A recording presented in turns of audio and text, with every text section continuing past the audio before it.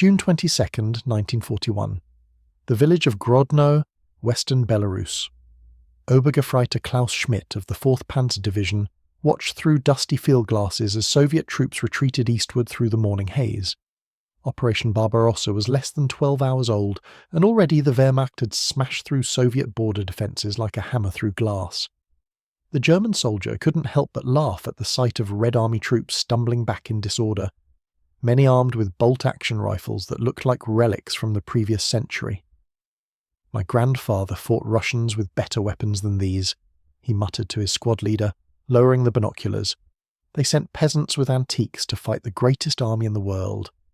What Schmidt didn't know, what none of the 3 million German soldiers flooding into the Soviet Union could have imagined, was that in the rubble of bombed-out factories in the hands of desperate Soviet engineers, a weapon was being born that would transform those laughing German troops into hunted prey.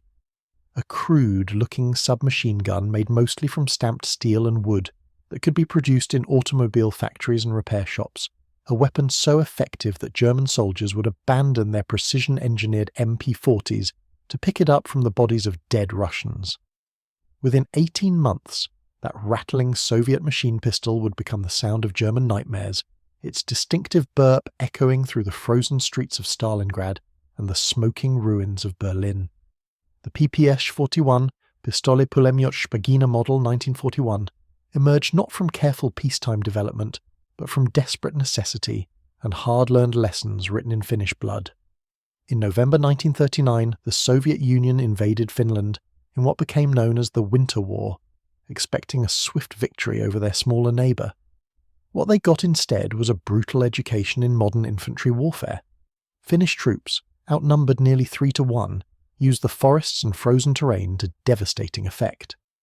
Their secret weapon was the Suomi KP-31, a submachine gun that gave individual Finnish soldiers firepower previously available only from machine gun teams. Soviet troops armed primarily with Mosin-Nagant bolt-action rifles found themselves outgunned at close range. A Finnish soldier with a Suomi could put 70 rounds downrange in seconds. A Soviet rifleman with his Mosin could fire perhaps 5 shots in the same time, assuming his frozen fingers could work the bolt. The lessons were written in Soviet casualties. By the time the Winter War ended in March 1940, the Red Army had lost over 126,000 dead for minimal territorial gains. Soviet military planners studying the disaster realized they needed to fundamentally rethink infantry armament.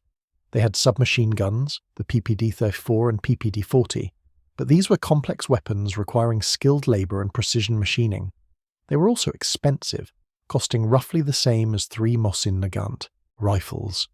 If war came with Germany, and everyone knew it would, the Soviet Union would need submachine guns by the millions, not the thousands.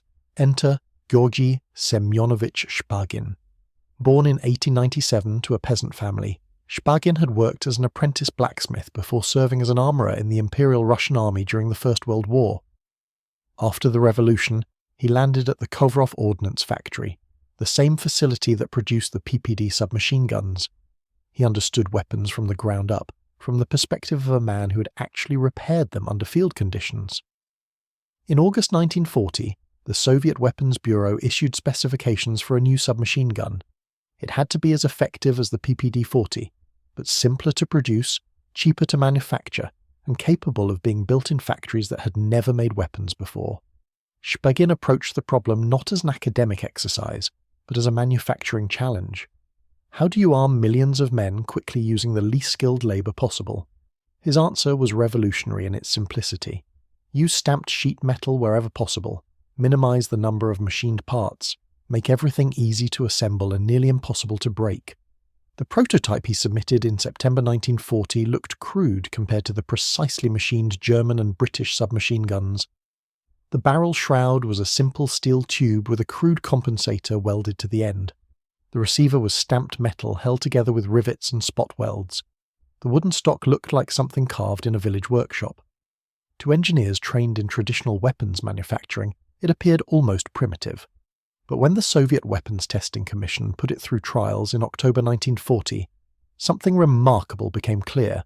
Shpagin's ugly duckling worked. Not just worked, it excelled. The Testing Commission fired thousands of rounds through multiple prototypes. They buried them in sand, submerged them in mud, froze them in sub-zero temperatures, and dropped them from heights that would have destroyed more delicate weapons. The PPSh kept firing, in side-by-side comparisons with the PPD-40 and weapons submitted by other designers, including the renowned Vasily Degtyaryov, who had designed the PPD series. Shpagin's submission proved superior in reliability, ease of manufacture, and cost. The simple gas compensator built into the barrel shroud reduced muzzle climb by roughly 70% compared to the PPD-40, dramatically improving controllability during automatic fire. On December 21, 1940, the Defense Committee of the Council of People's Commissars officially adopted the Shpagin submachine gun as the PPSh-41. The Soviet Union had its weapon. They just needed to build millions of them before the Germans came. They had less than 7 months. Production began in November 1941, 4 months after Operation Barbarossa shattered the Soviet Union's western defences. By that time, German panzers were less than 200 kilometres from Moscow. Soviet industry was in chaos, with hundreds of factories being evacuated eastward ahead of the German advance. The initial production run of the PPSh-41 occurred under conditions that would have seemed impossible to Western manufacturers. The network of factories around Moscow that had been designated to produce PPSh components were now assembling weapons in sight of German reconnaissance aircraft. Workers could hear artillery fire in the distance as they riveted together receiver assemblies. The Moscow automotive factory, Zavod imeni Stalin, which had been building trucks just months before, retooled to produce PPSh receivers.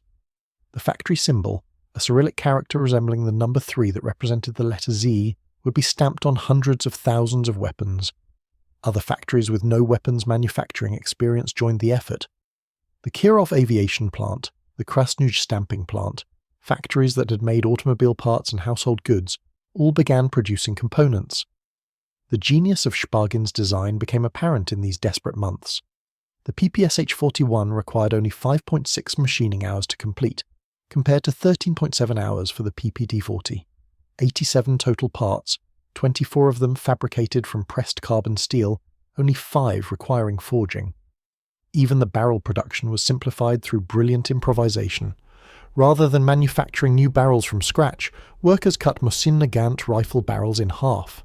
Each rifle barrel, already bored to 7.62 mm, produced 2 PPSh barrels after machining chambers for the 7.62 x 25 mm Tokarev pistol cartridge. The drum's magazines were copied almost directly from the Finnish Suomi, holding 71 rounds in a spring-loaded feed mechanism. By the end of 1941, barely 38,000 PPSh-41s had been produced, a fraction of what was needed. But in 1942, with factories relocated deep into Soviet territory and production fully organised, the numbers exploded. One-fifth 19,000 units produced in 1942 alone. Production peaked in 1943 at 767,000 units. By spring 1942, factories were completing roughly 3,000 weapons per day. The PPSh-41 fires the 7.62 to 25 mm Tokarev cartridge, a bottlenecked pistol round originally developed for the Tokarev TT-33 pistol. The cartridge itself is interesting, being essentially a Soviet copy of the 7.6 25 mm Mauser cartridge, which meant that in a pinch, PPSh-41s could fire captured German Mauser pistol ammunition. The round produces a muzzle velocity of approximately 500 meters per second, significantly faster than the German 9x 19mm Parabellum used in the MP40, which achieved only 365 meters per second, or the American 45 ACP used in the Thompson, which managed a mere 280 to 290 meters per second. This higher velocity gave the PPSh better penetration and effective range than its contemporaries. The weapon weighs approximately 12 pounds with a loaded 71 round. Drum, or 9.5 pounds with a 35-round box magazine that was introduced later. At 8 pounds empty, it was heavier than the MP40's 7 pounds, but that weight proved advantageous. The mass helped absorb recoil, making the weapon more controllable during automatic fire despite its blistering rate of fire, and what a rate of fire it was. The PPSh-41 cycles at approximately 900 to 1,000 rounds per minute, in some variants reaching as high as 1,200 rounds per minute. This was nearly double the MP40's rate of 500 rounds per minute. That 71-round drum could be emptied in roughly 5 to 6 seconds of continuous fire. soldiers quickly learned not to hold the trigger down unless they wanted to burn through their entire ammunition supply in one terrifying burst. The weapon was select fire with a switch allowing single shots or full automatic, though later models simplified this to automatic only. The compensator built into the barrel shroud helped control muzzle climb, but the sheer volume of fire still made the weapon challenging to master. Soviet trainers emphasized short, controlled bursts, but in the chaos of combat, many soldiers simply held down the trigger and hosed their targets with lead. The weapon's construction made it nearly indestructible under field conditions. The chromed barrel resisted corrosion even with the Soviet Union's often corrosive ammunition. The receiver was hinged at the magazine housing, allowing it to swing open for cleaning. A soldier could field strip a PPSh-41 in seconds without tools, a critical advantage given the mud, snow and general filth of the Eastern Front. The Germans first encountered the PPSh-41 in significant numbers during the Battle of Moscow in winter 1941 to 1942, and their initial reaction was dismissive bordering on contempt. German soldiers called it the Schublade, the drawer, mocking its box-like appearance. Officers filing reports described it as crude Soviet craftsmanship, typical of a backwards nation trying to make up for quality with quantity. The weapon's rough finish, the rattle of loose-fitting parts, the seemingly oversized drum magazine, all reinforced German prejudices about Soviet industrial inferiority. Obergefreiter Werner Schulz of the 252nd Infantry Division wrote to his family in February 1942, describing his first close look at a captured PPSh. The Russian submachine gun looks like it was assembled in a village blacksmith shop. You can hear the parts rattling when you shake it. Our MP40 is a precision instrument by comparison. The Soviets might have more of them, but they cannot match German engineering. This attitude was common among German troops in the early months. They had crushed France with their modern combined arms tactics. Their weapons, vehicles and equipment represented the pinnacle of industrial design. The Soviets were barely mechanized barbarians whose only advantage was numbers. Then came Stalingrad. August 23, 1942. The Luftwaffe carpet bombed the industrial city on the Volga, killing at least 40,000 civilians and reducing much of Stalingrad to rubble. German commanders looked at the smoking ruins and saw victory. The city was a wasteland. The defenders would collapse, and the Wehrmacht would plant their flag on the Volga's banks within weeks. What they had actually done was transform Stalingrad into the perfect killing ground for Soviet tactics. The rubble of destroyed buildings created a three-dimensional maze where German advantages in armour and artillery were neutralised. Long sight lines disappeared. Tanks couldn't manoeuvre through debris fields. The battle for Stalingrad descended into something the Germans called Rattenkrieg, rat warfare, a desperate scramble through basements, sewers and shattered buildings, where combat took place at ranges measured in metres, not hundreds of metres. This was precisely the environment where the PPSh-41 excelled. German soldiers armed with Kar-98K bolt-action rifles found themselves at a catastrophic disadvantage. The Kar-98K was a superb weapon at medium to long range, but in a ruined building at 10 metres it was nearly useless. A German rifleman could fire perhaps 5 shots in the time it took a Soviet soldier with a PPSh-41 to empty a drum magazine. Lieutenant Hans Weber of the 35th Infantry Division experienced this reality in September 1942 during fighting for a destroyed factory complex. We cleared the ground floor room by room, standard procedure, then we heard them above us. Before we could react, Soviet troops came through holes in the ceiling. There must have been a dozen of them. The sound was indescribable, like 1,000 hammers hitting sheet metal simultaneously. We lost 4 men in seconds. I was only saved because I dove behind a concrete pillar. The Russians fired so many bullets that dust and smoke filled the room. When it cleared, they were gone, disappeared back through the ceiling. We found over 300 spent shell casings on the floor. This became the pattern. Soviet troops armed with PPSh-41 submachine guns infiltrated through tunnels, sewers and holes blown through walls. They attacked from unexpected directions, poured devastating fire into German positions, then vanished before the Germans could organise a response. The Germans tried to counter this by issuing more MP40s to their infantry, but they simply didn't have enough. German doctrine concentrated submachine guns in the hands of squad leaders and specialists. Most German infantry were still armed with rifles. Soviet doctrine, by contrast, was evolving to equip entire platoons with submachine guns.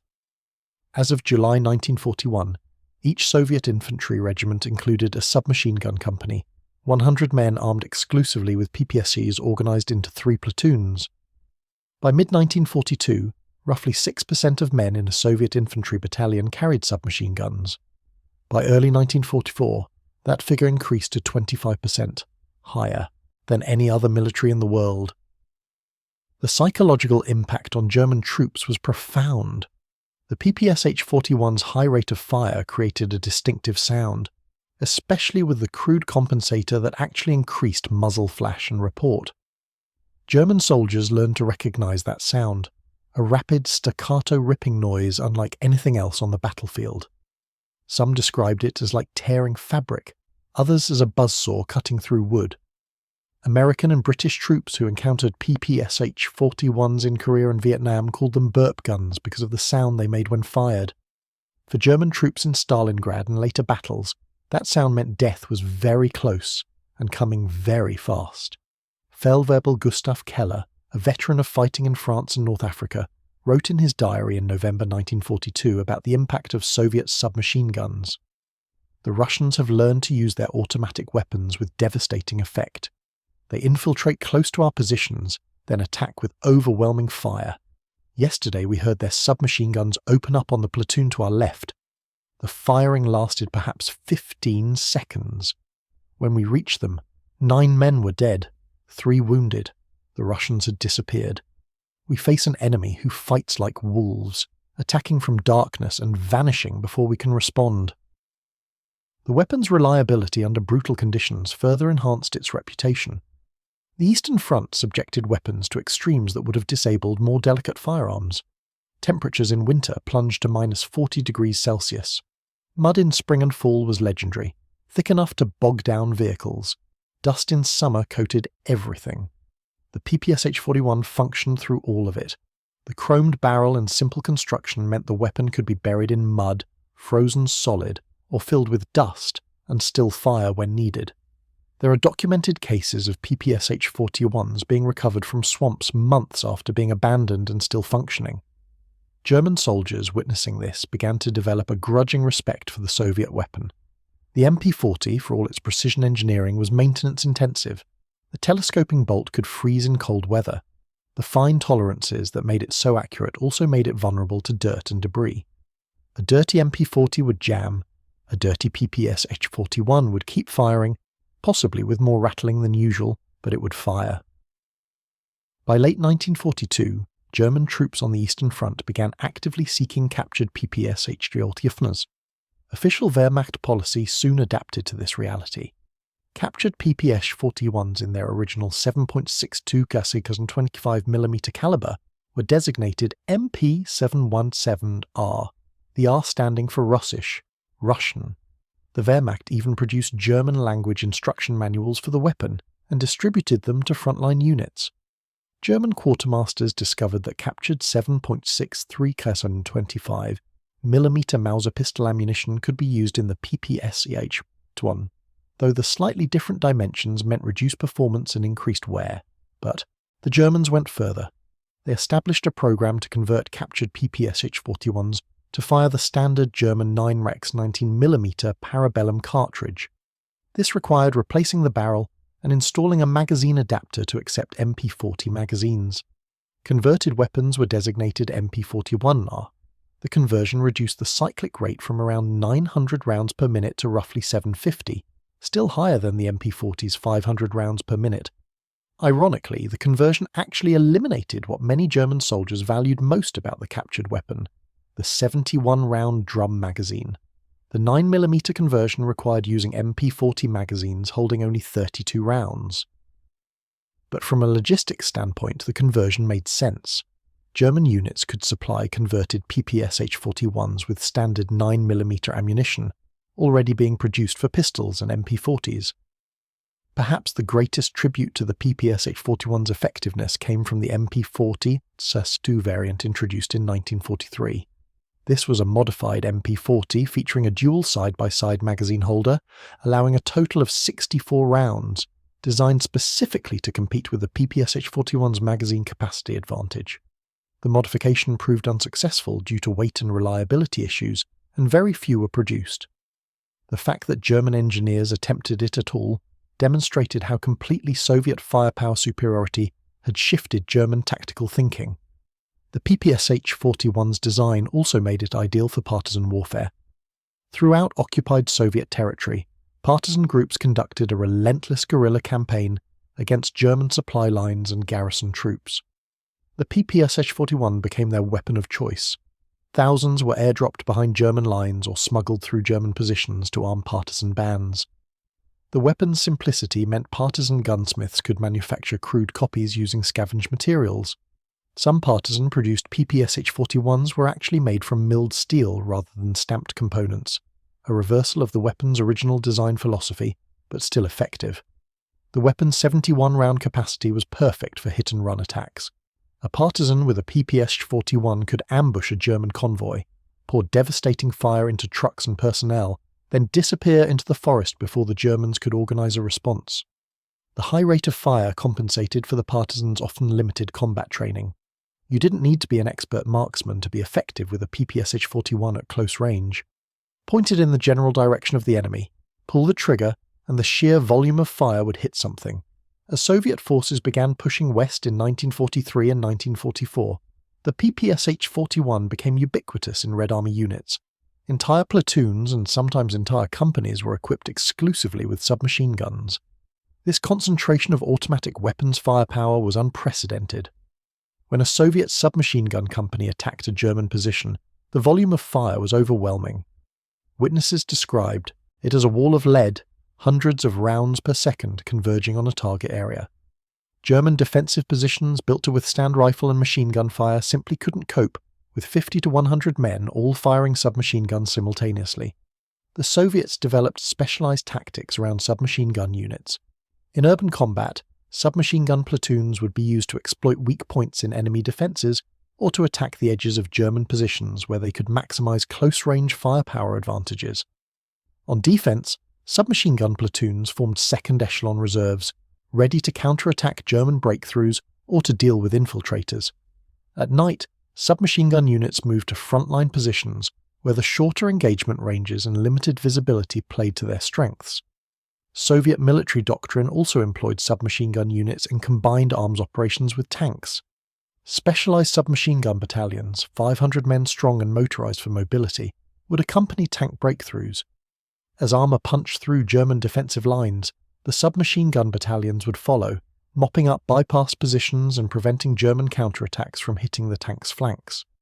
Cossack cavalry units, updated for modern warfare, made extensive use of PPSh-41s. Mounted troops carrying submachine guns could rapidly exploit breakthroughs, overrun lightly defended rear areas, and disrupt German supply lines. The PPSh-41 was perfect for cavalry operations.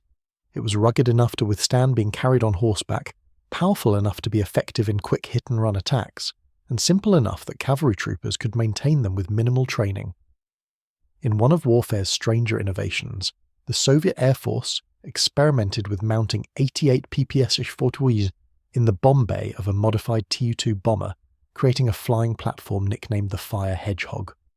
The concept was simple.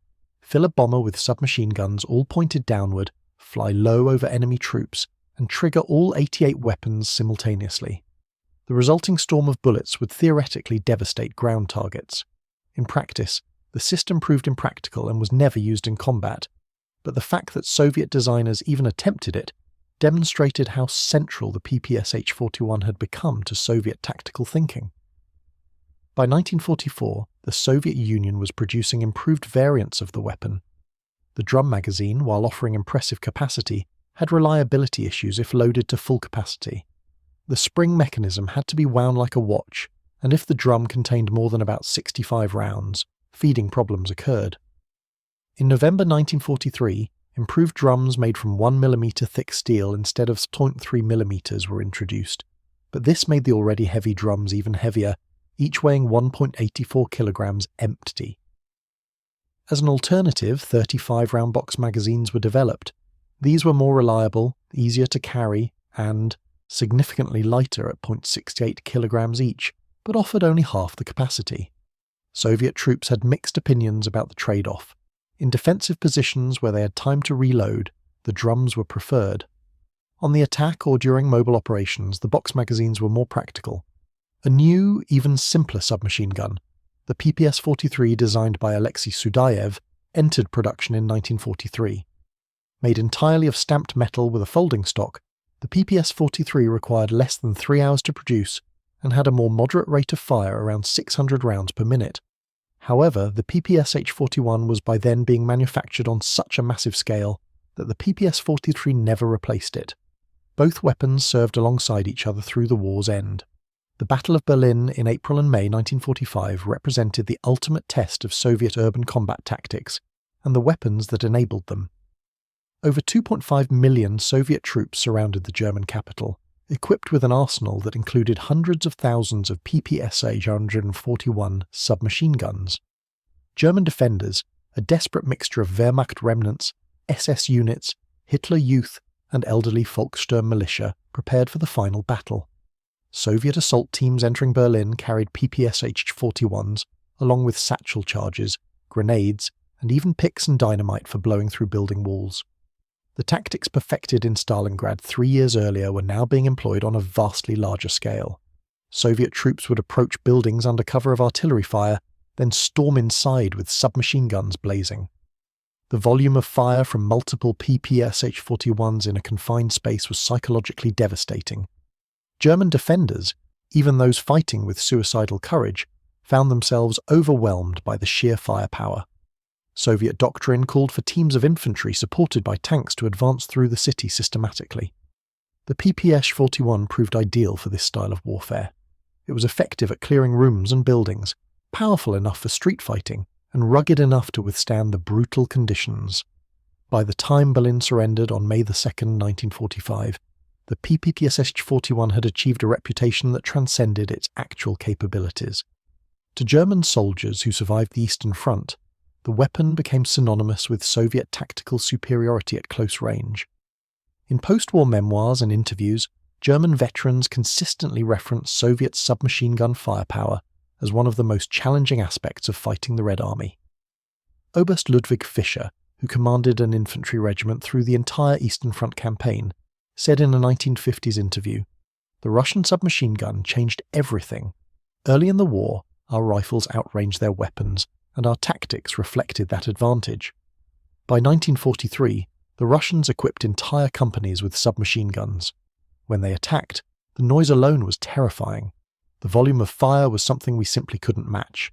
Our squad might have 1 or 2 MP40s. Their squad had 10 PPSh-41s. The mathematics were against us." German military analysts studying the Eastern Front after the war identified Soviet submachine gun tactics as a significant factor in German defeats, particularly in urban combat. The concentrated firepower allowed Soviet units to achieve local superiority even when outnumbered overall. A Soviet platoon with 30 PPSh-41s could generate more firepower in a 30-second engagement than a German company armed primarily with bolt-action rifles. The production statistics tell the story of Soviet industrial mobilization. By the end of World War II, approximately 6 million PPSh-41s had been manufactured. To put that in perspective, Germany produced roughly 1.1 million MP40s during the entire war. The Soviet Union was producing PPSh-41s faster than Germany could produce all types of submachine guns combined. At peak production, Soviet factories completed approximately 3,000 PPSh-41s per day, every day, for years. This represented not just manufacturing capacity, but a fundamental difference in military philosophy. The Soviet Union understood that modern warfare required arming the maximum number of soldiers with automatic weapons. They sacrificed some individual weapon quality to achieve overwhelming quantity. The PPSh-41 was not as finely finished as an MP40. Parts fit more loosely.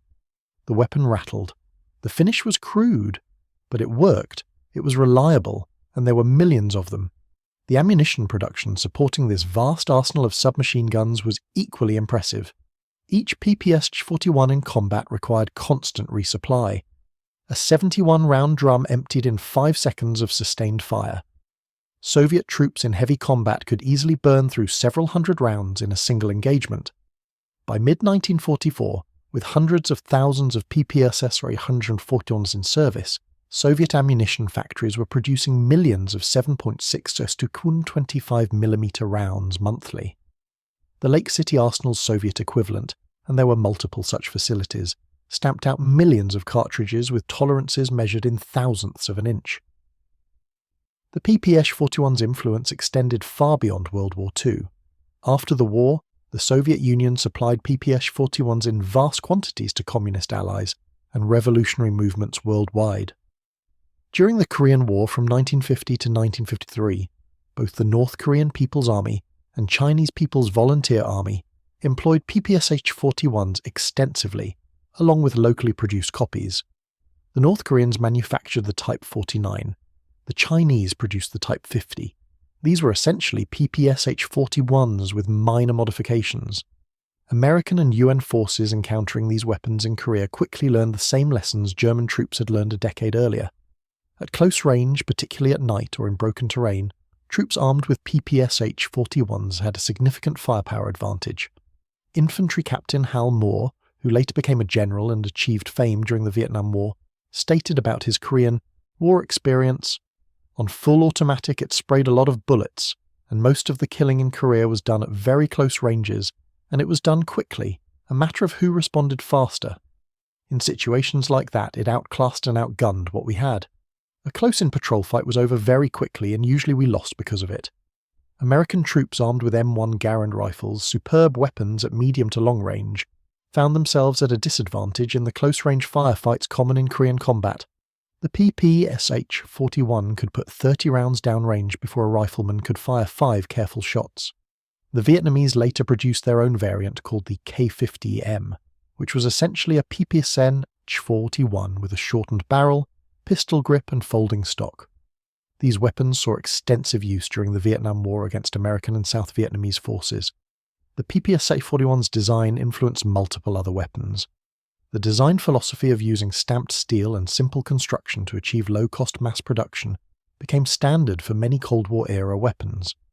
The AK-47, which replaced the PPSh-41 in Soviet service, inherited many design elements including chrome-lined barrels, an emphasis on reliability over precision.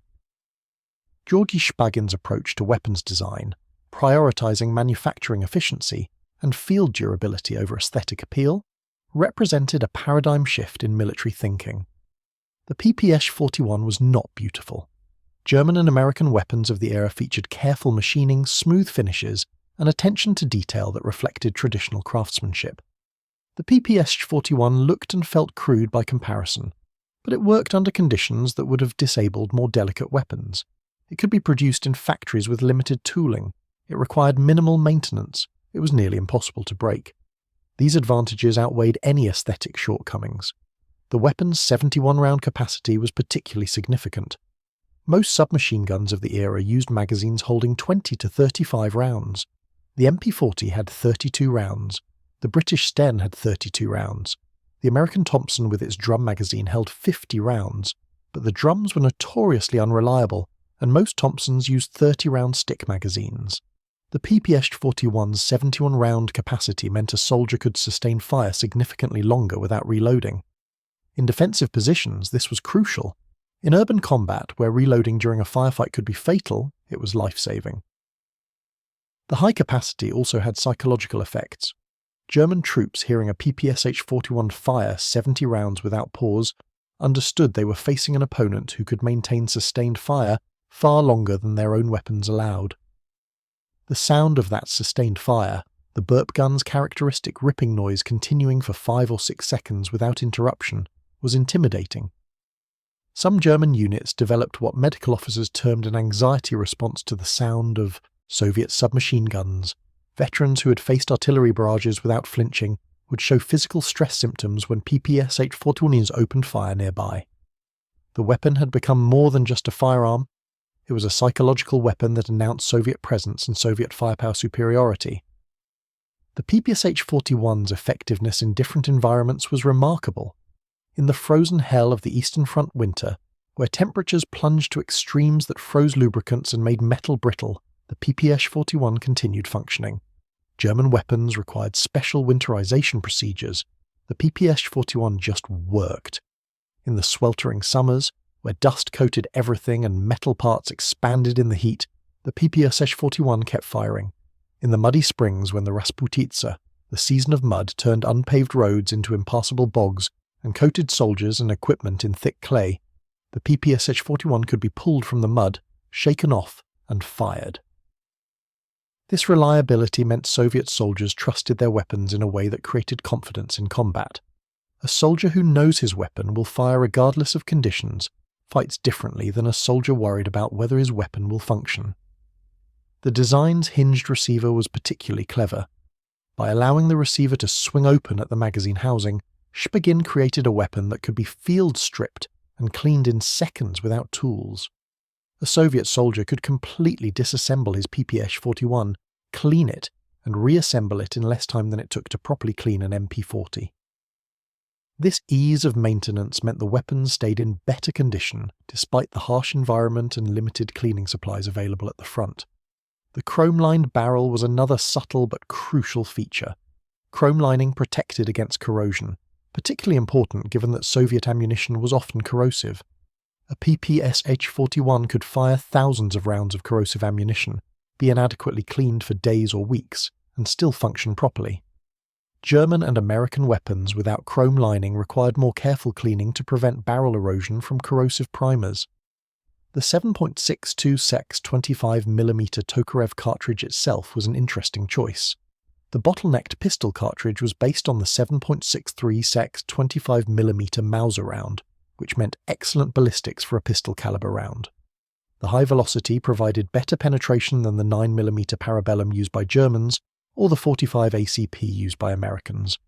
Soviet military testing in the 1940s and later independent tests confirmed that 7.62's 25mm rounds could penetrate soft body armor and even some vehicle plating that would stop 9mm rounds. The higher velocity also meant flatter trajectory and slightly better effective range. Where the MP40 was realistically effective to perhaps 100 to 150 meters, the PPSh-41 remained dangerous to 200 meters, though accuracy at that range was questionable. Given the submachine gun's inherent limitations, the weapon saw some exotic uses beyond standard infantry employment. Soviet combat engineers used PPSh-41s during assault operations on fortified positions. The high rate of fire provided suppressive fire while engineers placed demolition charges. Soviet scouts and reconnaissance units preferred the PPSh-41 for its firepower advantage if they encountered enemy forces. Tank crews sometimes carried PPSh-41s as secondary weapons for dismounted combat, or defending their vehicles from enemy infantry.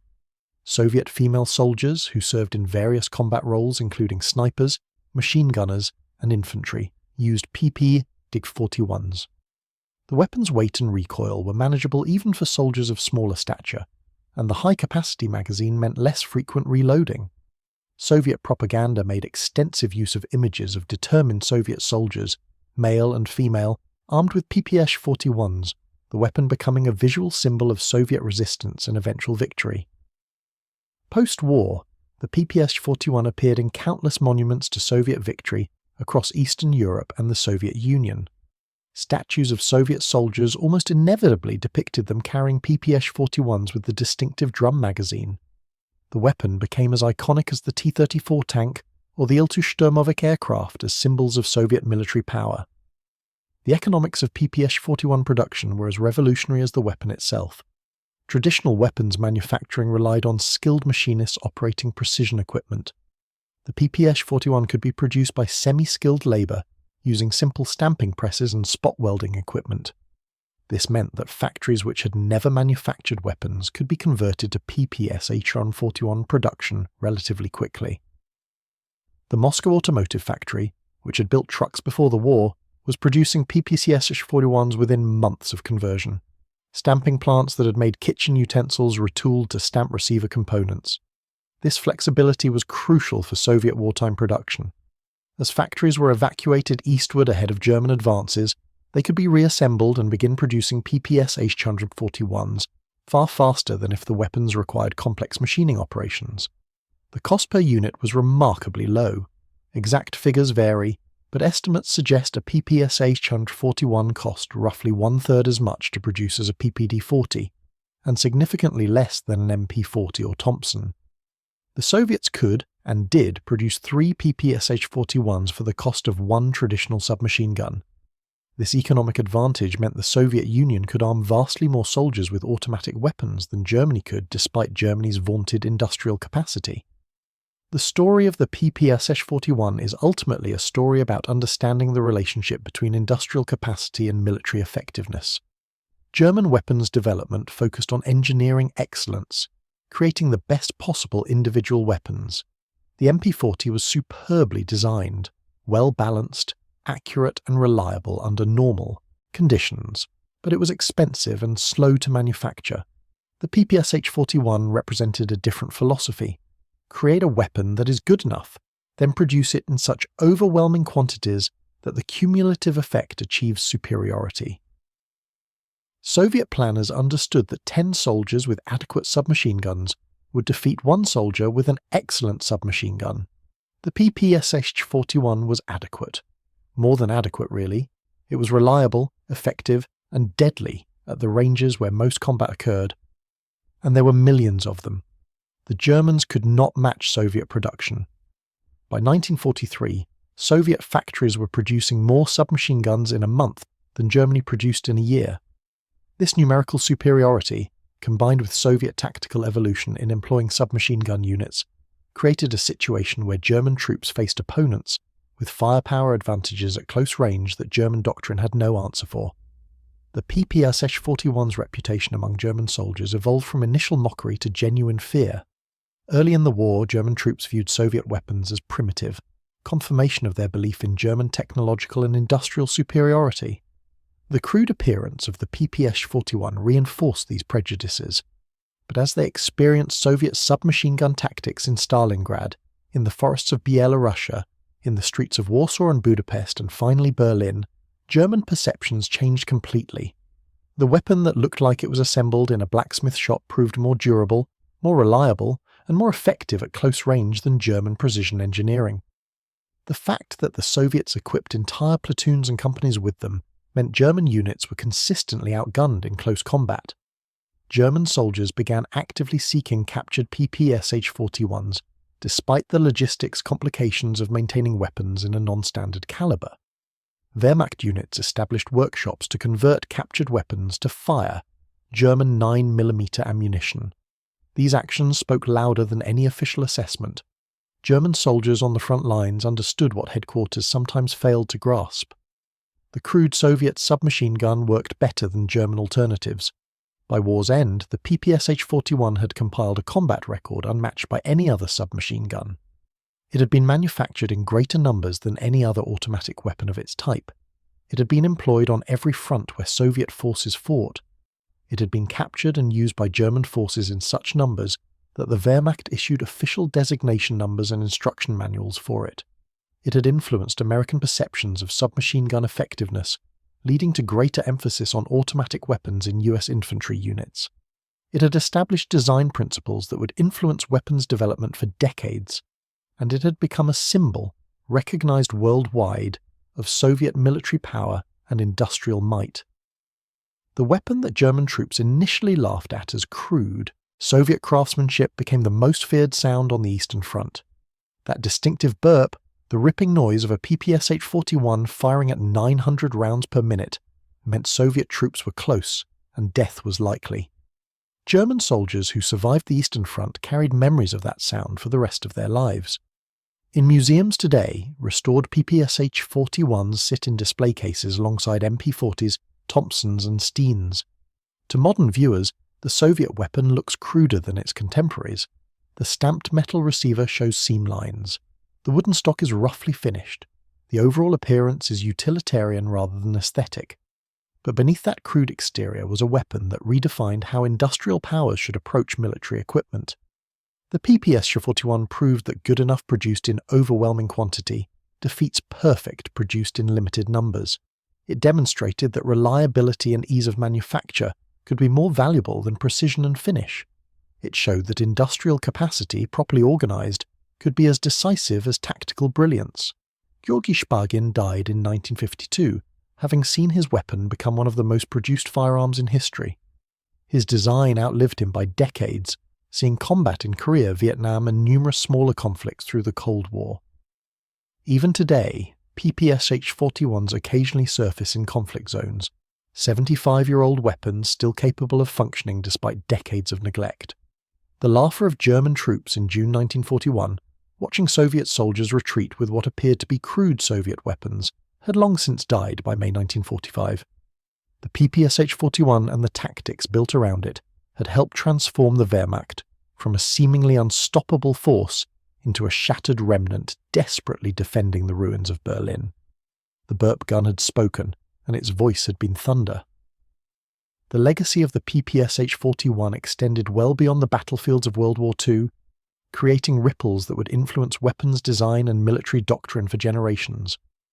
While the weapon itself became gradually obsolete, replaced in Soviet service by the intermediate cartridge-firing AK-47 beginning in 1949, the fundamental principles Shpagin had pioneered remained embedded in military thinking worldwide. The transition from PPSh-41 to AK-47 was not immediate or complete. Throughout the 1950s, Soviet troops carried both weapons, with the PPSh-41 remaining in service with second-line units, reserves, and internal security forces well into the 1960s. The reason was purely practical. With 6 million units manufactured and stockpiled, the Soviet Union saw no reason to retire perfectly functional weapons. Storage depots across the Soviet Union and Eastern Europe contained hundreds of thousands of PPSh-41s carefully preserved and ready for issue. The Korean War demonstrated that the weapon remained relevant. When North Korean forces invaded South Korea on June 25, 1950, they were heavily armed with PPSh-41s supplied by the Soviet Union. The Chinese People's Volunteer Army that intervened in October 1950 carried both Soviet-supplied PPSh-41s and domestically produced Type 50 copies. American and UN forces encountered these weapons in their first major engagements with communist forces. The battles around the Chosin Reservoir in November and December 1950 gave American Marines and Army troops a brutal education in submachine gun tactics. Chinese forces attacked in massive human wave assaults, often at night, with entire companies equipped with submachine guns. The tactic was terrifyingly effective. Thousands of Chinese soldiers would approach American positions under cover of darkness, then at ranges of 50 to 100 meters, opened fire with everything they had. The volume of fire from hundreds of PPSh-41s and Type 50s firing simultaneously created what survivors described as a physical pressure, a wall of sound and lead that was psychologically overwhelming. Marine Corps Captain Francis Fenton described a Chinese attack on his company's position in December 1950. We heard them coming through the darkness, then suddenly the night exploded. It sounded like every machine gun in the world firing at once. Tracers lit up the sky. The noise was beyond description. We were returning fire, but it felt futile against the sheer volume of bullets coming at us. Men were hit before they could properly aim their rifles. The Chinese just kept coming, firing those damn burp guns without seeming to care about accuracy. At that range, with that many bullets, they didn't need accuracy. American forces had a significant advantage in artillery support, air power and logistics, which ultimately proved decisive in most engagements. But at the small unit level, particularly at night or in broken terrain, Chinese and North Korean forces equipped with submachine guns held tactical advantages. The M1 Garand, while a superb rifle, fired only 8 rounds before requiring a reload. The PPSh-41 fired 71 rounds. In close quarters, combat, that difference was often fatal. The Korean War experience influenced American military thinking about infantry weapons. The Army began placing greater emphasis on automatic weapons at the squad level. The M2 carbine, a selective fire version of the M1 carbine, saw increased distribution to frontline units. Development accelerated on what would become the M14 rifle, which offered selective fire capability.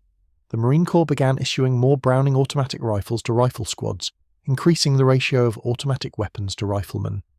These changes reflected hard-learned lessons about the importance of firepower at close range, lessons that German troops had learned a decade earlier on the Eastern Front.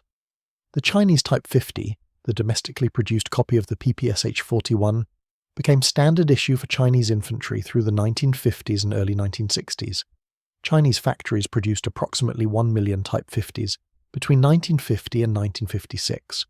The weapon differed from the Soviet original in only minor details, primarily manufacturer markings and slight variations in the stock wood. Chinese soldiers found the weapon well suited to their tactical doctrine, which emphasized close-range combat, night attacks, and infiltration tactics. The Type 50 saw extensive use during the Chinese Civil War's final phases, in various border conflicts with India and the Soviet Union, and in supporting communist insurgencies throughout Southeast Asia. North Korea produced its own variant designated the Type 49, which was essentially identical to the Soviet PPSh-41 except for Korean language markings and the use of different wood species for stocks. North Korean production figures remain classified, but estimates suggest at least several 100,000 were manufactured. The weapon remained in North Korean service through the 1970s, and some may still exist in reserve stockpiles or with militia units. The North Korean Type 49 saw combat not only in Korea, but in various conflicts where North Korea supplied arms to Allied governments and revolutionary movements. Vietnam represented perhaps the final major conflict, where the PPSh-41 and its variants saw significant combat use. The Viet Minh forces fighting French colonial rule from 1946 to 1954 received PPSh-41s from China and the Soviet Union. These weapons proved devastatingly effective in the jungle warfare that characterized the Indochina conflicts. French forces, armed primarily with bolt-action rifles and limited numbers of submachine guns, found themselves at a significant disadvantage in close-range jungle engagements. The Battle of Dien Bien Phu in 1954, where Viet Minh forces besieged and ultimately overran a French fortress, saw extensive use of PPSh-41s during the final assaults on French positions. As Vietnamese forces closed to direct assault range, submachine guns provided the close-range firepower necessary to overwhelm defensive positions. Later, during the Vietnam War from the 1960s through 1975, North Vietnamese Army units and Viet Cong guerrillas used the K-50M, a modified PPSh-41 variant. The K-50M featured a shortened barrel, pistol grip and folding stock, making it more compact than the original Soviet design. These modifications made the weapon ideal for jungle warfare, where maneuverability through dense vegetation was crucial. The K-50M retained the 71-round drum capacity and high rate of fire that made the PPSh-41 so effective. American troops in Vietnam encountered K-50Ms regularly during their combat operations. The weapons proved particularly effective in ambushes and close-range firefights.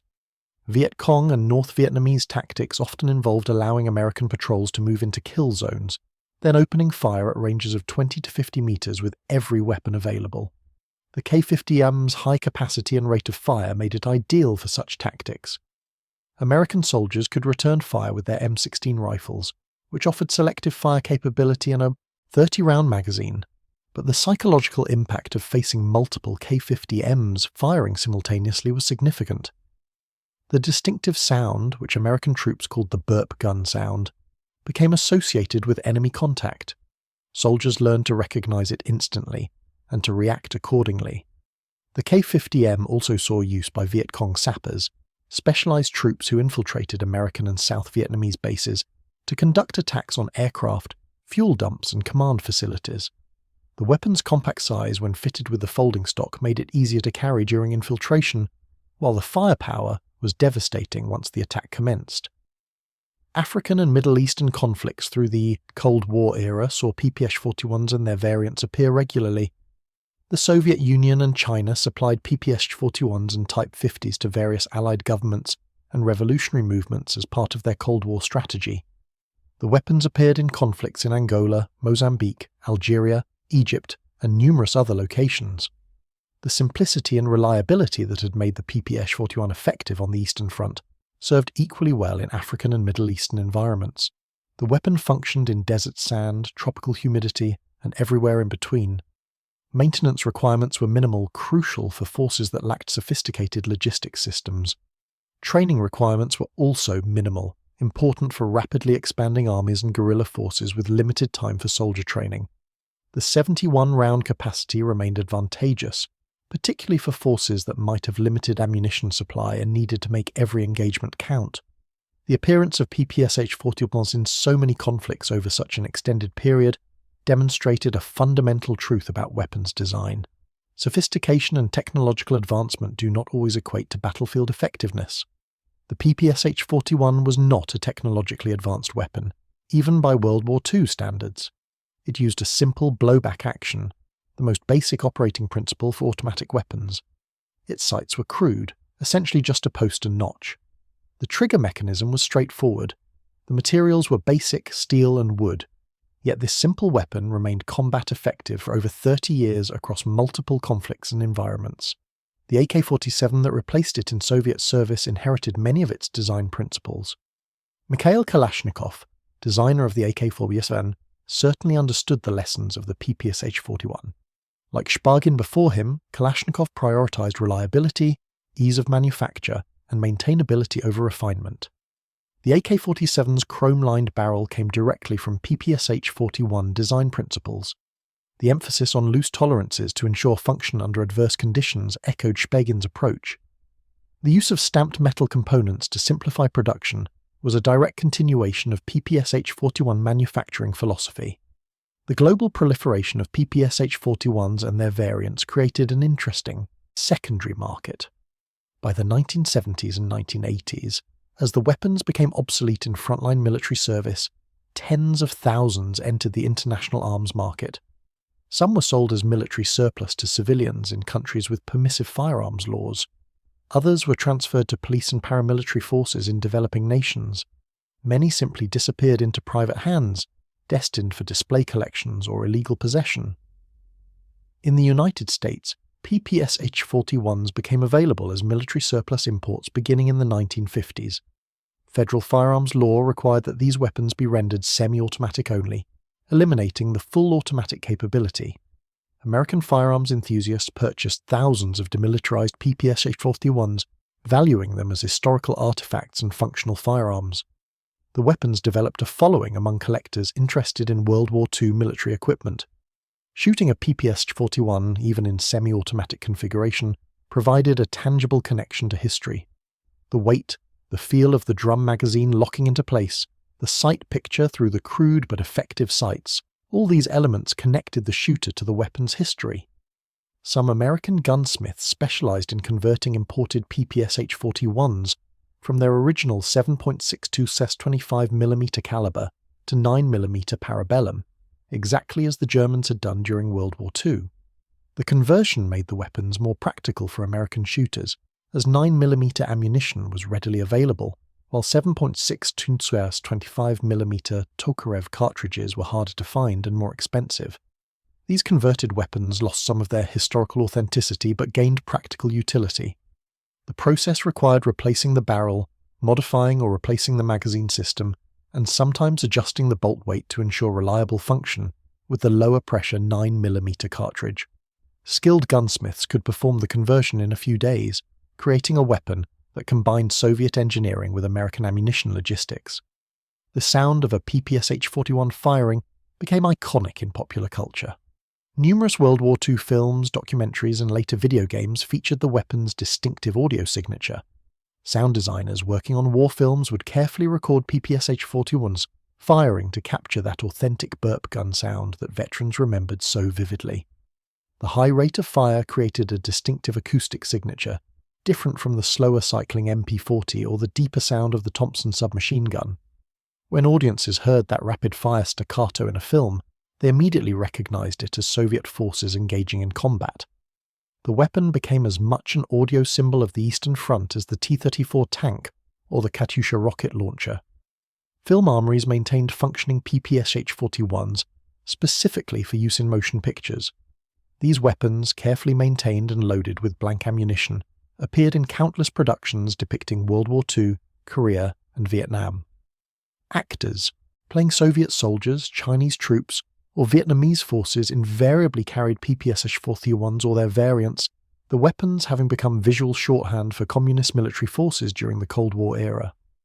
The engineering lessons from the PPSh-41 influenced weapons development far beyond the Soviet Union.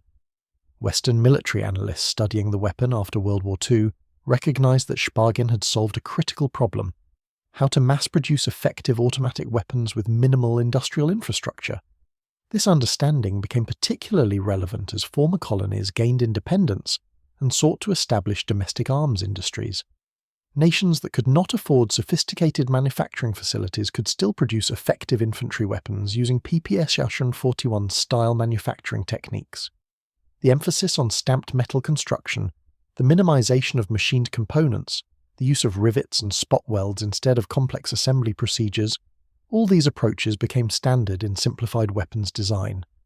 The Israeli Uzi submachine gun, introduced in 1950, showed clear influence from PPSh-41 design philosophy, particularly in its use of stamped metal construction and emphasis on simplicity. The Swedish Carl Gustaf M45 submachine gun, the British Sterling submachine gun, and numerous other post-war designs all reflected lessons learned from studying the PPSh-41. Collectors today prize original PPSh-41s, particularly those with documented history or interesting markings. Weapons captured by German forces and marked with Wehrmacht acceptance stamps are especially valuable, representing physical evidence of the weapon's effectiveness that forced German troops to adopt enemy weapons.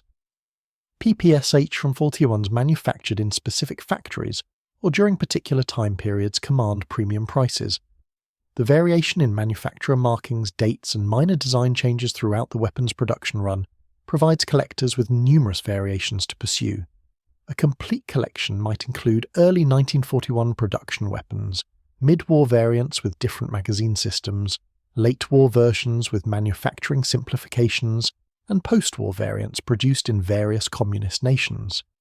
Each weapon tells a story about Soviet industrial mobilization, wartime manufacturing challenges, and the global spread of Soviet military equipment during the Cold War. Museums with significant military collections invariably include PPSh-41s in their World War II displays. The Imperial War Museum in London, the National World War II Museum in New Orleans, the Museum of the Great Patriotic War in Moscow, and countless others display PPSh-41s alongside other iconic weapons of the era. These displays typically emphasize the weapon's role in Soviet victory, its production numbers, and its influence on infantry tactics. Some museums have functioning examples that they demonstrate for the public, allowing visitors to hear that distinctive sound and understand why German soldiers found it so intimidating. The physical presence of the weapon, the weight of the drum magazine, the crude but functional construction, all help modern audiences understand the realities of Eastern Front combat. Academic studies of World War II infantry combat increasingly recognize the PPSh-41's significance. Military historians analyzing the Eastern Front now understand that Soviet tactical evolution and weapons production were as important to German defeat as traditional factors like weather, logistics, and Soviet numerical superiority. The concentration of automatic weapons in Soviet infantry units created firepower density that German forces could not match. This firepower advantage, combined with Soviet tactical innovations in urban combat, close assault tactics, and combined arms operations, forced the Wehrmacht to fight in ways that negated German advantages in training, unit cohesion, and operational art. The PPSh-41 was not solely responsible for Soviet victory, but it was a necessary component of the tactical system that achieved victory. Without the ability to arm millions of soldiers with effective automatic weapons, Soviet infantry would have remained at a significant disadvantage against German forces. The manufacturing achievement represented by PPSh-41 production deserves particular emphasis. Modern audiences, accustomed to advanced manufacturing techniques and computer-controlled machining, may not fully appreciate what Soviet industry accomplished. In 1941, with German forces advancing toward Moscow, with hundreds of factories being evacuated eastward, with transportation systems disrupted and resources scarce, Soviet industry managed to begin mass-producing a new weapon system. Within a year, production reached over 1 million units. By 1943, production exceeded 1.7 million units annually. This represented not just manufacturing capacity, but organizational capability of the highest order. Coordinating the production of 87 components across multiple factories, ensuring compatibility despite using different manufacturing facilities, managing ammunition supply, and distributing weapons to frontline units while conducting a desperate defensive war demonstrated industrial mobilization on a scale rarely achieved in human history. The Soviet Union's ability to retool civilian factories to produce PPSh-41s proved crucial to sustaining this production rate. Traditional weapons manufacture required specialized facilities with precision machining equipment and skilled workers. PPSh-41 production required stamping presses, spot welding equipment, and relatively unskilled labor.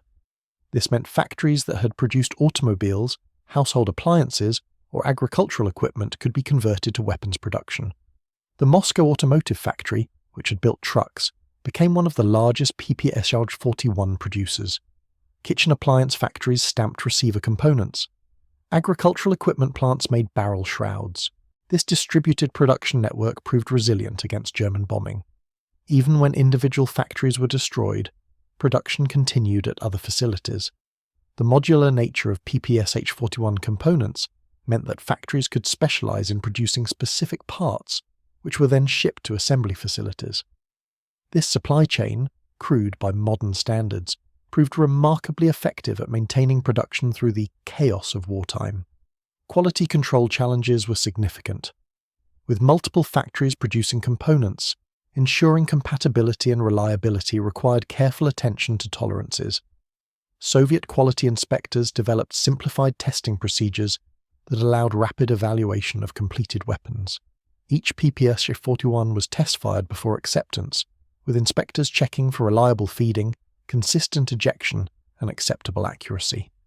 Weapons that failed inspection were either repaired or scrapped, with components being recycled into new production. The acceptance rates varied depending on the factory and time period. Well-established facilities like the Kovrov Ordnance Factory, where Shpegin himself worked, maintained higher quality standards. Hastily converted civilian factories sometimes produced weapons with rougher finishes and looser tolerances, but even these weapons were generally functional. The design's inherent reliability meant that manufacturing variations that would have caused failures in more complex weapons were tolerable in the PPSh-41. Soviet soldiers' relationships with their PPSh-41s varied based on personal experience and circumstances. Some troops loved the weapon, appreciating its firepower and reliability. Others found it heavy and awkward, particularly when carrying it for long distances during the rapid advances of 1943 and 1944. The 71-round drum magazine, while offering excellent capacity, weighed over 4 pounds when loaded.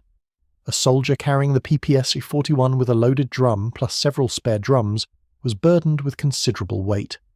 The 35-round box magazines introduced later partially addressed this issue, being significantly lighter, but the reduced capacity meant more frequent reloading. Soviet doctrine typically had submachine gun-equipped troops carry 4 to 6 loaded drums or 8 to 12 loaded box magazines, providing several hundred rounds of ready ammunition. This ammunition load, combined with the weapon itself, personal equipment, grenades, and other gear, meant submachine gun troops carried substantial weight. The physical demands of carrying a PPSh-41 through combat operations were considerable. During the Long March offensives that characterized Soviet operations from 1943 onward, troops sometimes walked 20 to 30 kilometers per day while carrying full combat loads. The PPSh-41's weight, combined with the ammunition load, became a significant factor. Some soldiers developed techniques for carrying spare drums on improvised harnesses or in captured German equipment. Others simply accepted the weight as the price for superior firepower. Soviet supply units developed standardized ammunition loads for submachine gun platoons, with trucks or horse-drawn wagons carrying reserve supplies that could be distributed to troops during pauses in offensive operations. The logistics of keeping hundreds of thousands of PPSh-41s supplied with ammunition required careful planning and execution. Soviet logistics officers calculated ammunition expenditure rates based on expected combat intensity, ensuring that frontline units received adequate supplies. The post-war fate of individual PPSh-41s varied dramatically. Some weapons remained in Soviet service for decades, carefully maintained in armories and arsenals. These weapons, protected from the elements and properly stored, remained functional and could be issued if needed. Others were exported to Allied nations, where they saw combat in Korea, Vietnam, and numerous smaller conflicts. Many were eventually destroyed as they became obsolete, and storage space was needed for newer weapons. Some ended up in museums or private collections, carefully preserved as historical artifacts. Others rusted away in forgotten storage facilities or were lost during various conflicts. A PPSh-41 manufactured in 1942 might have seen combat at Stalingrad, been captured by German forces and used on the Eastern Front, recaptured by Soviet forces during the advance on Berlin, survived the war, been exported to China, seen combat in Korea, been captured by American forces, and eventually ended up in an American private collection. The journey of individual weapons, had it been documented, would read like adventure novels spanning decades and continents. Technical specifications of the PPSh-41 reveal the careful balance Spigen achieved between simplicity and effectiveness. The weapon's overall length of 843mm with stock extended made it relatively compact for a submachine gun of its era, though not as compact as later folding stock designs. The barrel length of 269mm was longer than many submachine gun barrels, contributing to the weapon's superior muzzle velocity and effective range. The sight radius, the distance between the front and rear sights, was relatively long for a submachine gun, providing better aiming precision than many comparable weapons. Though the sights themselves were crude, consisting of a simple post-front sight and a U-notch rear sight adjustable for range, they were adequate for the weapon's intended use at ranges under 200 meters. The bolt design was straightforward, a simple cylindrical steel component weighing approximately 600 grams that reciprocated inside the receiver tube. The heavy bolt combined with a relatively powerful recoil spring gave the weapon its characteristic high rate of fire. The blowback operating principle meant the bolt was not locked to the barrel during firing. When a cartridge fired, the expanding gases pushed the bullet forward and the cartridge case backward. The case pushed against the bolt face, driving the bolt rearward against the resistance of the recoil spring. As the bolt moved rearward, it extracted the spent case from the chamber and ejected it through the ejection port. At the rear of its travel, the recoil spring halted the bolt's rearward movement and drove it forward again. As the bolt moved forward, it stripped a fresh cartridge from the magazine and chambered it. The firing pin, which was fixed to the bolt face, struck the cartridge primer as the bolt reached its forward position, firing the next round and beginning the cycle again. This simple operating principle meant fewer parts, less weight, and greater reliability compared to locked breech designs. The lack of a gas system or complex locking mechanism eliminated potential failure points. The heavy bolt provided sufficient inertia to delay breech opening until chamber pressure dropped to safe levels. The powerful recoil spring ensured reliable feeding and chambering even with dirty or worn magazines. These design choices reflected Spigen's practical understanding of what made weapons reliable under field conditions. Every additional component was a potential failure point. Every complex mechanism required more precise manufacturing and more careful maintenance. By keeping the design as simple as possible while still achieving acceptable performance, Spigen created a weapon that worked consistently across the full range of conditions Soviet soldiers encountered. The weapon's safety mechanism was minimal, consisting of a selector switch that allowed choosing between safe, semi-automatic, and full automatic fire on early variants, or just safe and full automatic on later simplified models. The switch was located on the receiver in a position accessible to the shooter's thumb. Soviet doctrine did not emphasize use of the semi-automatic setting, viewing the PPSh-41 primarily as a full automatic weapon for close-range combat. The safe position physically blocked the trigger mechanism, preventing accidental discharge. Beyond this, there was no manual safety or additional safety mechanism. The weapon relied on proper handling and trigger discipline to prevent negligent discharges. This simplicity again reflected Soviet design philosophy. A weapon with multiple safety mechanisms was a weapon with more parts that could fail and more procedures for soldiers to remember under stress. A simple selector switch was adequate. The magazine systems deserve additional examination, as they represented both the weapon's greatest strength and its primary weakness. The 71-round drum magazine was ingenious in its capacity, but challenging in its mechanical complexity. The drum mechanism used a double-stack feed system with a spring that had to be wound like a watch mainspring. Loading a drum magazine required first winding the spring to create tension, then manually loading individual cartridges into the feed mechanism. The process was time-consuming, typically requiring several minutes to fully load a drum. Soldiers learned to leave drums slightly underloaded, typically with 65 rounds instead of 71, as fully loaded drums sometimes experience feeding failures. The spring tension at maximum capacity was so high that the first few rounds sometimes failed to feed properly. The drum's weight and bulk were significant disadvantages. Empty, a drum weighed 1.8 kilograms. Fully loaded with 71 cartridges, the weight increased to approximately 2.5 kilograms. A soldier carrying 4 loaded drums plus the weapon itself was burdened with over 20 kilograms of weapons and ammunition before accounting for any other equipment. The drums were also noisy when partially full, rattling audibly as the soldier moved. This noise could compromise stealth during infiltration or patrol operations.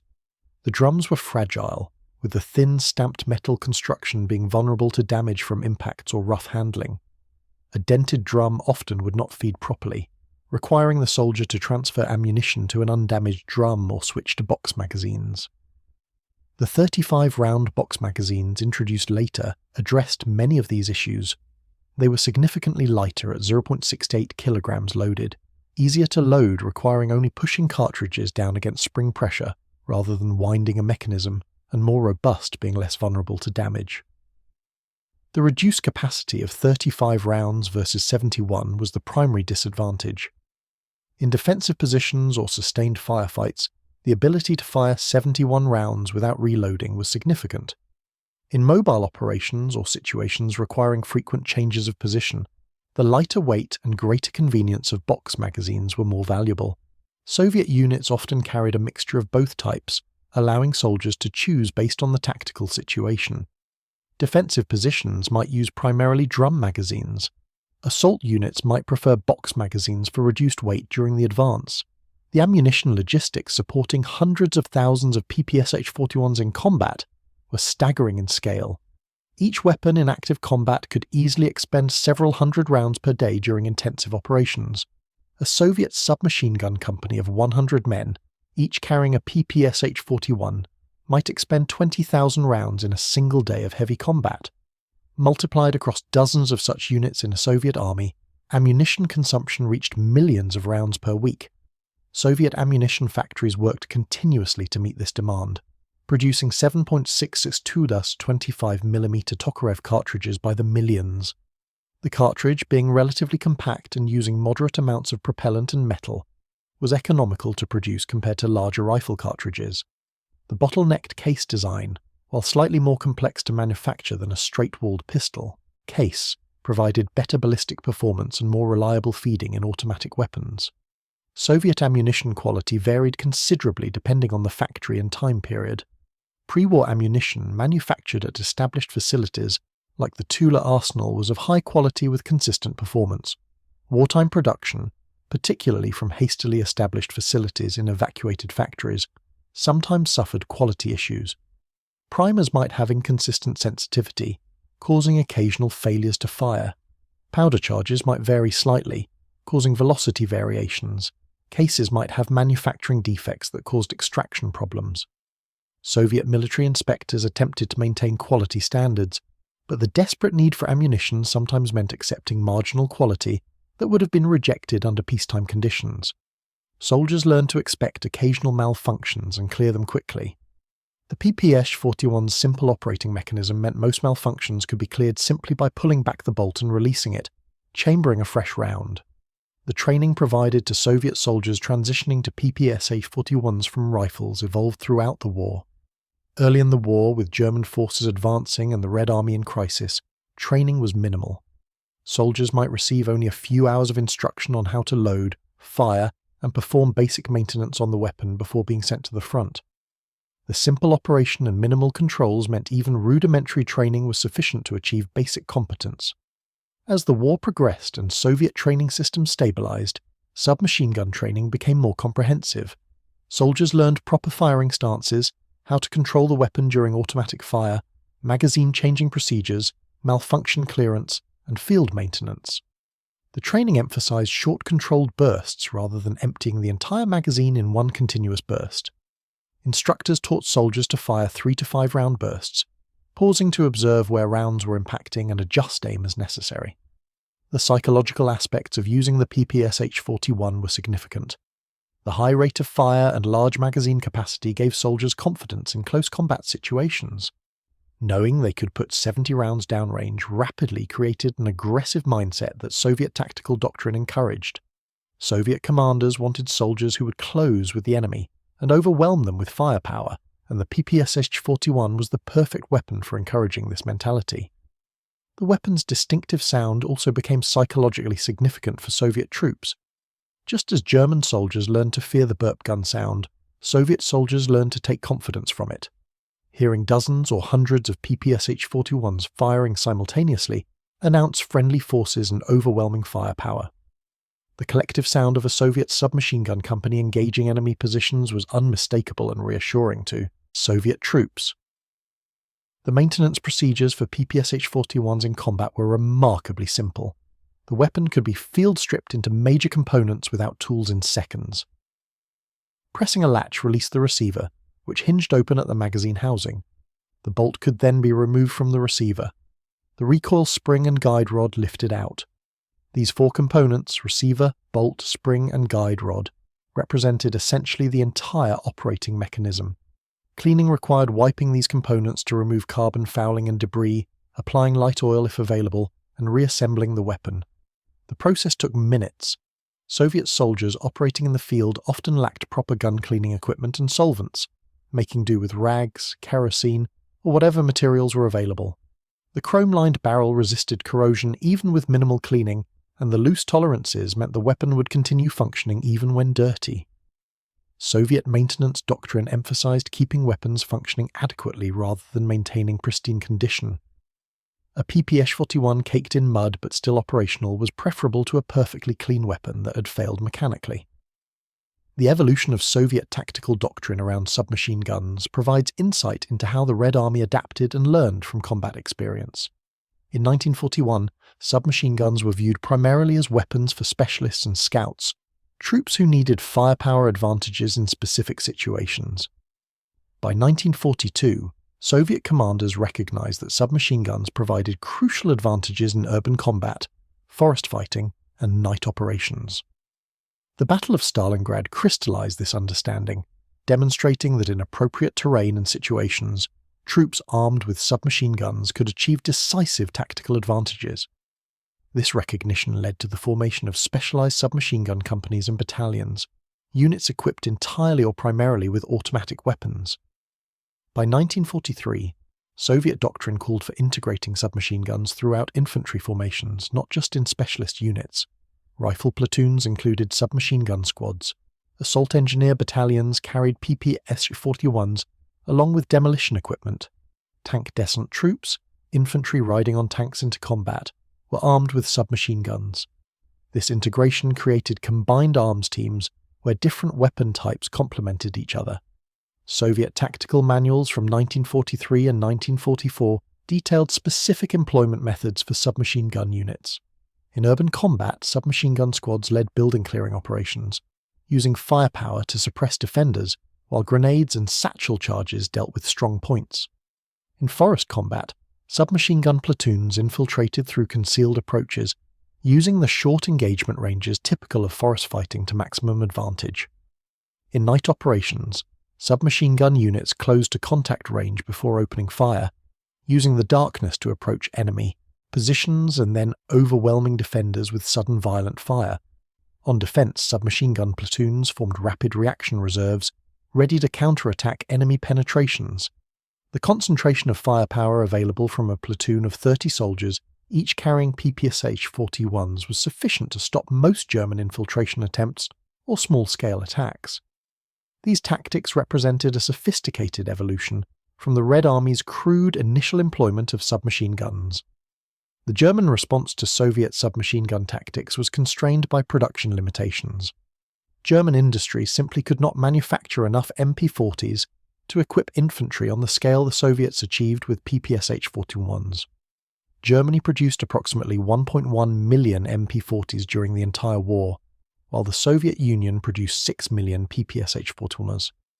This nearly 6-to-1 production advantage meant German soldiers were consistently outnumbered when it came to automatic weapons. German doctrine attempted to compensate through superior infantry tactics, better coordination between infantry and support weapons, and more effective use of machine guns. These advantages were real and helped German forces remain combat effective even when outgunned at close range. But in urban combat, in forests, in any terrain where German tactical advantages were negated, the submachine gun firepower disparity became decisive. A German squad with 1 or 2 MP40s facing a Soviet squad with 8 or 10 PPSh-41s was at a severe disadvantage in close combat. German attempts to address this included not only capturing and converting PPSh-41s, but also developing new weapons. The MP43 SDG-44 assault rifle represented a radical departure from traditional infantry weapons, firing an intermediate power cartridge that filled the gap between pistol cartridges and full power rifle cartridges. The assault rifle concept, giving every soldier a weapon with automatic fire capability and effective range superior to submachine guns, was a direct response to Soviet submachine gun tactics. Unfortunately for Germany, the SG-44 entered production too late, and in insufficient numbers to significantly impact the war. Only about 425,000 were produced, nowhere near enough to re-equip German infantry. Had the SG-44 been developed earlier and produced in greater numbers, it might have restored German infantry firepower parity. As it happened, German soldiers continued fighting with a mixture of rifles, limited numbers of MP40s, and captured Soviet weapons through the war's end. The PPSh-41's influence on post-war weapons development extended beyond the Soviet Union and its allies. Western military planners studying the Eastern Front recognized that Soviet submachine gun tactics had been highly effective. This recognition influenced weapons development programs in multiple nations. The British, who had relied heavily on the Sten submachine gun during World War II, developed the Sterling submachine gun for post-war service, incorporating lessons learned from studying both British and Soviet submachine gun employment. The Americans, whose infantry had been armed primarily with the M1 Garand rifle during World War II, developed the M14 rifle with selective fire capability for post-war service. The ability to fire automatically at close range while retaining rifle effectiveness at longer ranges represented an attempt to create a universal infantry weapon that could handle all tactical situations. The PPSh-41's impact on military small arms collecting and scholarship has been substantial. Collectors specializing in World War II weapons consider PPSh-41's essential components of complete collections. The variations in manufacturer markings, dates, and features provide collecting opportunities across a wide range of rarity and value. Common examples manufactured in large quantities during the war years are relatively affordable for collectors.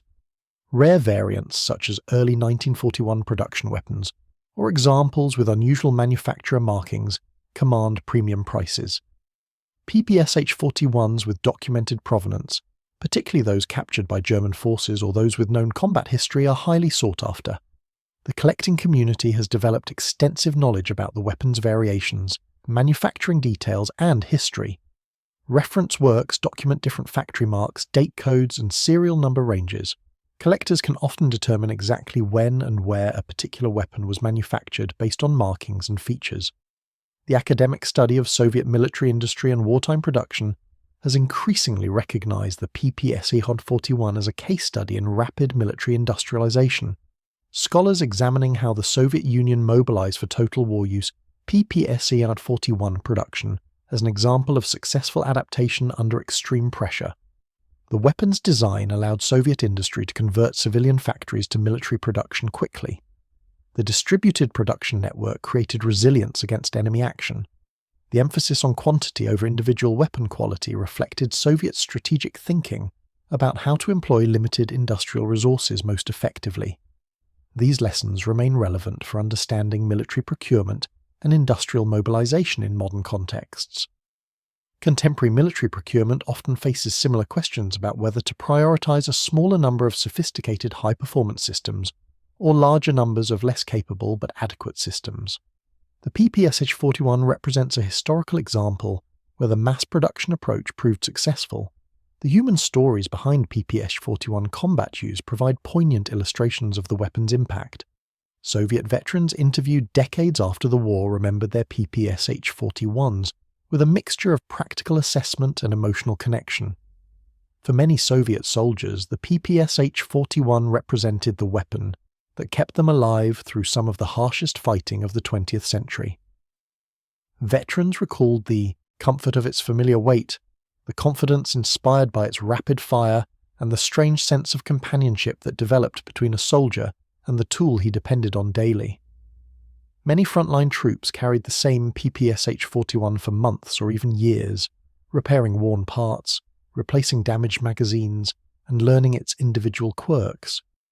One veteran described the bolt wear pattern on his weapon as a fingerprint, a unique set of marks that reminded him of the countless engagements it had survived. Others recalled moments when the PPSh-41's simplicity made the difference between life and death, such as clearing a mud-clogged weapon in seconds during a retreat, or continuing to fire even after being dropped down rubble-filled stairwells or submerged in freezing water during river crossings. Stories circulated of PPSh-41s that had survived shrapnel strikes, broken stocks hastily reinforced with wire, or barrels scorched black from firing hundreds of rounds in a single engagement. These accounts reflected both the brutality of the environments in which the PPSh-41 was used and the weapon's durability under extreme conditions. German veterans, too, left testimony regarding the PPSh-41's battlefield presence. Many spoke of the shock of encountering entire Soviet assault groups armed with the weapon, describing sudden, deafening barrages that collapsed defensive positions in seconds. The psychological impact of fighting opponents overwhelmingly equipped with automatic weapons was profound. In memoirs, German infantrymen frequently noted that when they captured PPSh-41s, they often preferred them to their own MP40s in urban combat, valuing the higher rate of fire and larger magazine capacity. Some German units even made unofficial efforts to stockpile Soviet drums and ammunition for use in future engagements. After the war, millions of surviving PPSh-41s found new homes across the world. The Soviet Union supplied them to Allied movements, newly formed socialist states, and anti-colonial insurgencies from Asia to Africa to Latin America. The weapon appeared in conflicts as diverse as the Korean War, the Vietnam War, the Algerian War of Independence, the Congo Crisis, and dozens of lesser-known regional struggles. Photographs from mid-century conflicts frequently show the PPSh-41 in the hands of guerrillas, militias, and regular troops alike, its simple construction and abundant wartime surplus making it one of the most widely distributed submachine guns in history. In these post-war conflicts, the PPSh-41's strengths remained evident. Its ease of maintenance made it suitable for forces with limited logistical resources. Ammunition was inexpensive and widely available. The drum magazine, while no longer favoured by most professional armies, appealed to irregular forces who prized high volume of fire over ergonomic concerns. Even into the late 20th century, observers reported PPSh-41s still in active service in remote regions, often heavily worn but still functional. The weapon's legacy within the Soviet Union evolved as well. By the early 1950s, the PPSh-41 began to be supplanted by the PPS-43 and then by the AK-47, whose intermediate cartridge and selective fire capability rendered the submachine gun less essential in standard infantry roles. Nevertheless, the PPSh-41 remained in reserve stocks, training units, and auxiliary formations for decades. In ceremonial contexts, its iconic silhouette continued to symbolize the sacrifices of the Great Patriotic War and the industrial might that had supported Soviet victory. Today, the PPSh-41 endures as both a technical milestone and a cultural artifact. Firearms scholars admire it for its clever balance of manufacturing efficiency and battlefield performance. Military historians cite it as a key factor in the Soviet Union's transformation of infantry tactics during World War II. Collectors seek it for its historical significance, and reenactors appreciate its distinctive appearance and characteristic sound. Even in popular culture, from films to literature to video games, the PPSh-41 remains instantly recognizable, representing the fierce close-quarters battles of the Eastern Front. Ultimately, the PPSh-41's story is inseparable from the story of the soldiers who carried it. It was a weapon born of necessity, designed for a nation fighting for survival, and built in numbers that reflected the scale of that struggle. It armed conscripts and veterans, men and women, city defenders and steppe cavalry, tank riders and partisans. Its stamped steel and wooden stock were touched by millions of hands, each leaving its mark. Though superseded by later designs, the PPSh-41's influence on small arms development, military doctrine, and 20th century warfare remains profound. In the end, the PPSh-41 stands as a testament to the idea that in war, reliability, simplicity, and mass production can shape history as decisively as innovation and precision. It was a weapon that helped turn the tide of a global conflict, not because it was the most advanced tool available, but because it worked and kept working in the hands of those who needed it most.